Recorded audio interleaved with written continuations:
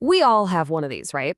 It lives in our pocket, connects us to, well, everything, and it holds a huge chunk of our lives. But have you ever really stopped and wondered what's actually going on inside this little slab of glass and metal? I mean, it honestly feels like magic, doesn't it? But it's not. It's the result of one of the most incredible manufacturing stories in all of human history. So, come on, let's pull back the curtain and see what's really making this thing tick. So, the secret ingredient, the absolute foundation for all modern electronics, is the semiconductor.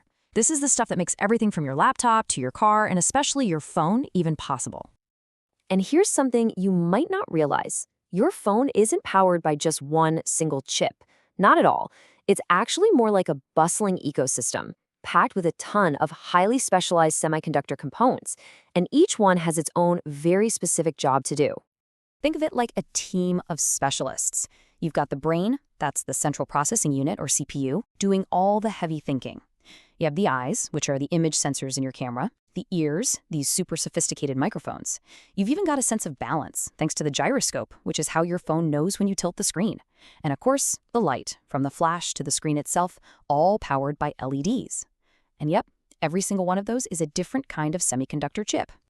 Now, all of these are fascinating, for sure, but to really understand what's going on, we have to zoom way in on the most critical component of them all, the processor, the brain of the entire operation.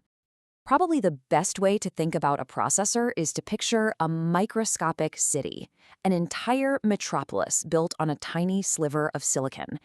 And just like any city, it's made of fundamental building blocks. You know, the very first computers used these things called vacuum tubes. They were kind of like light bulbs that could act as switches, but they were huge, they got incredibly hot, and they burned out all the time. The real breakthrough, the game changer, came in 1947 at Bell Labs with the invention of the transistor. It did the same job, but it was tiny, reliable, and solid. And then in 1958 came the integrated circuit, the idea of putting multiple transistors onto a single chip. And that's when the modern world was really born. So what is a transistor? Well, at its heart, it's just a microscopic switch. It's the fundamental atom of our digital universe, the absolute basic building block from which everything else is constructed. And this tiny device has two crucial jobs. First, it can act as an amplifier. So when you speak into your phone, a transistor takes that weak signal from your voice and boosts it. But its most important job is to act as a switch, turning on and off billions of times a second. That simple on or off state is what creates the binary language of ones and zeros that forms the basis of all computer logic. Way back in 1965, one of the co-founders of Intel, a guy named Gordon Moore, made an observation. He noticed that the number of transistors we could fit on a chip was doubling roughly every 2 years. Now, this wasn't a law of physics or anything. It was an economic observation that became a kind of self-fulfilling prophecy, a target for the entire industry to chase, a target they've been hitting for decades, even though it's getting insanely difficult to keep it up. And have they ever chased it? A modern GPU, the kind of chip used for advanced AI, can have over 208 billion transistors. No, that is not a typo. 208 billion microscopic switches, all working together on a piece of silicon the size of your thumbnail. The scale is, well, it's just staggering. So how small are we really talking? Well, let's get some perspective. A single bacteria is about 1,000 nanometers wide. A virus, like the flu virus, is much smaller, around 100 nanometers. A modern transistor can be just 10 nanometers, or even smaller. Just let that sink in. We are literally building structures that are smaller than a virus. Which naturally leads to the big question. How on earth do you build something that small? You can't just use tiny tweezers. The process is one of the most precise and complex manufacturing feats in all of human history. It all starts in a place called a clean room. And when I say clean, I mean clean. We're talking about environments that are thousands of times cleaner than a surgical operating room. It's why engineers have to wear those iconic full-body bunny suits.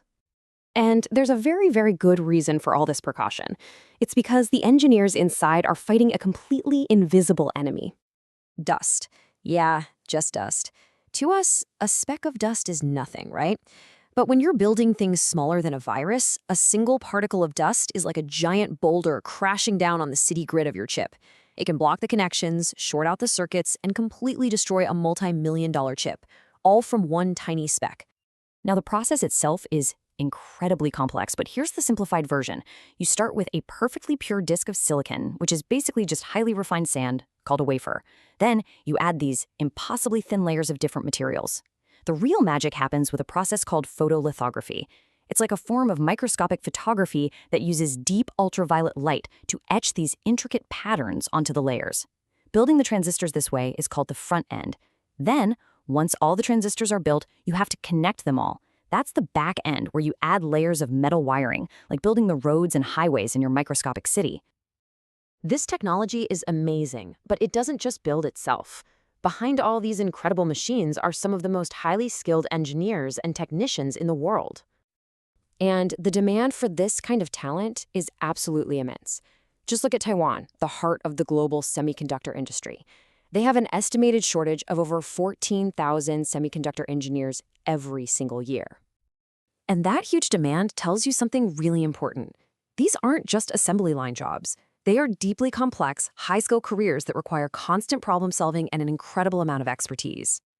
So a crucial point here is that this isn't the work of some lone genius. Building a modern semiconductor is a massive team effort.